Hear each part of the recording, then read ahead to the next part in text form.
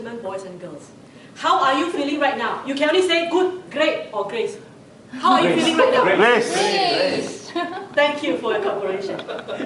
Awesome or handsome? Both, up to you, or wholesome. Now, on 31st of August 1957, 55 years ago, with the resounding chanting of Merdeka! Merdeka! Merdeka! 7 times, amidst the euphoria of the 20,000 crowd in Stadium Merdeka, Malaysia's first Prime Minister, Tunku Abdul Rahman, officialized the liberation, the independence of the Federation of Malaya away from British colony rule. 55 years later today, we Malaysia still stand proud as a sovereign and independent country. But I ask you this question: what about we, the Malaysian people? Are we really enjoying the real democracy, equality, justice and fairness? Are we? Now, don't answer me this question because it could be a bit tricky and a bit tacky to be discussed publicly. Just take it as a food for your thought, for you to chew on, for you to contemplate tonight. But in 2 days' time, all of us in this room, we are going to celebrate our 55 years of anniversaries of independence. So let's put aside all the sensitive issues. Let's earnestly wishing each other, wishing one another, Happy Merdeka.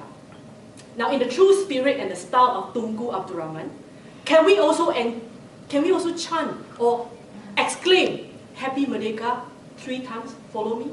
Only Merdeka, not Happy Merdeka. Happy Merdeka, because it's our theme is Happy Merdeka. Can we do it 3 times or 7 times? Make it. Happy Merdeka! Happy Merdeka! Happy Merdeka! Happy Merdeka! Happy Merdeka! Happy Merdeka! Happy Merdeka! Happy Merdeka! Happy Merdeka! Happy Merdeka! Happy Merdeka! Happy Merdeka! Happy Merdeka! Happy Merdeka! Getting softer and softer. I don't know why the spirit. Okay. Never mind. Anyway, I declare all of you Merdeka. Thank you very much, ladies and gentlemen. What is the moral of this success story of Malaysia gaining independence? The moral of the story is that if we have faith, we can see the invisible. If we have commitment, we can touch the intangible. If we have the courage, we can break the intolerable. With the action, definitely we can achieve the impossible. This spirit and qualities are actually manifested by another great man whom I'd like to introduce to you right now. He is Dr. Ralph C. Smedley, the founder of Toastmasters International. Now, without his innovative idea, without his altruistic, lifelong devotion, commitment, perseverance, and action, all of us will not be sitting here tonight enjoying the beautiful fruits of Toastmasters success. Dr. Ralph has actually formed the very first official club on 22nd of October 1924 in Santa Ana, California. Now, why did I say the first official club? It was because I understand that before that date, he had actually formed 4 other Toastmasters clubs.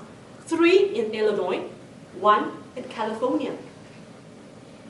If I remember the club's names correctly, the 3 in Illinois should be Bloomington, Freeport, Rock Island. The 1 in California is San Jose. But unfortunately, due to the lack of sustaining leadership by the others, all these 4 Toastmasters clubs collapsed.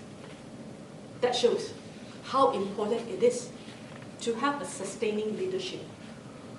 But today, Toastmasters International is undoubtedly the world leader in public speaking and leadership training. Today, we have more than probably 280,000 members in 13,500 clubs and 116 countries all over the world. And there are 89 districts in the whole world, which Malaysia or Peninsular Malaysia is one of them. We call ourselves the District 51. And in the District 51, we have about 250 clubs with about 10,000 members. And since 1924, many millions of people have benefited tremendously in terms of communication and leadership skills. My friends, tonight, although our crowd size is small, like somebody has mentioned just now, but I assure you, with money guarantee back from Daniel Day, it's going to be a very elating, very enriching and entertaining experience for all of you by the various segments that we have prepared for you. And all our role players, our speakers, our evaluators, or even our guests, they span all ages and stages of life.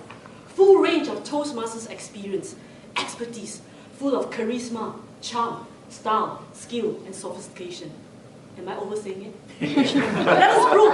Please help me prove that I'm not wrong by saying all this. Now, in a typical Toastmasters meeting like this, we would have 3 segments. Number 1 is the ever, what I call it, thrilling and spine-tingling table topic sessions where we all will learn how to listen, think, and speak in an impromptu manner. Second section is the prepared speech session, where tonight we have 3 speakers who will enlighten us with 3 speeches that they have prepared in advance.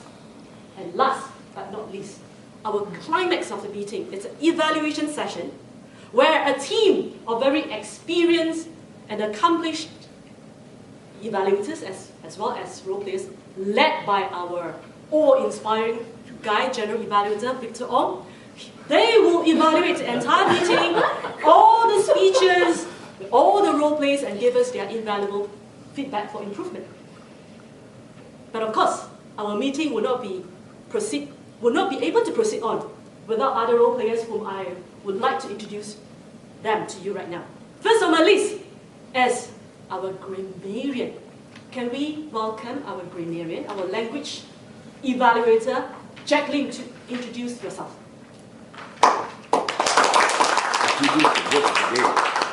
Introduce the word of the day. Thank you, Madam Toastmasters of the evening. The role of the grammarian is to be attentive to all the good and not so good usage of the language. My role is to then summarize it in a report and highlight back to everyone so that we can continue learning. The word of the day, I would also like to take time to introduce to you all, and I wish that everyone would use it more than once. Aspire. The word aspire means to desire and work towards achieving something important, to rise high or to tower. Example of the usage of the word is all Malaysians aspire to enjoy the real justice, democracy, and equality. We never thought that we might aspire to those heights. So I'd like to encourage everyone to use this word aspire and its variants like aspiration and all that. Thank you. Back to you. Thank you, Jack.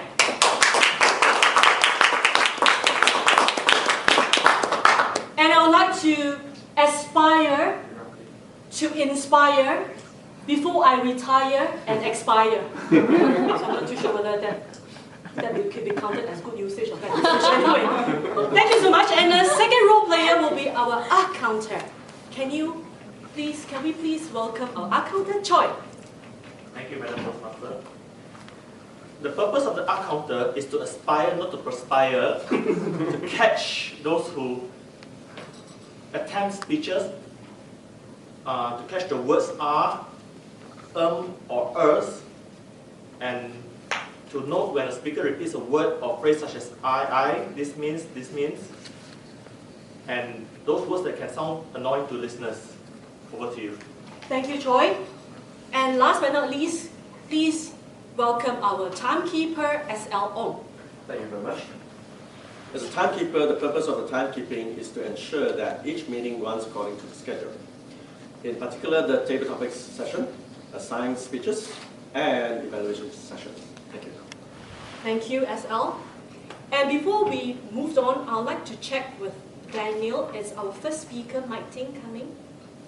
Any idea? Okay, we'll presume that he will be coming until proven otherwise. Okay, never mind. We will proceed accordingly.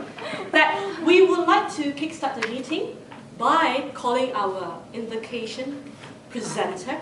Now, this invocator, very special man. He is famed to be the most charming, charismatic, but most dangerous heartthrobs in District 51.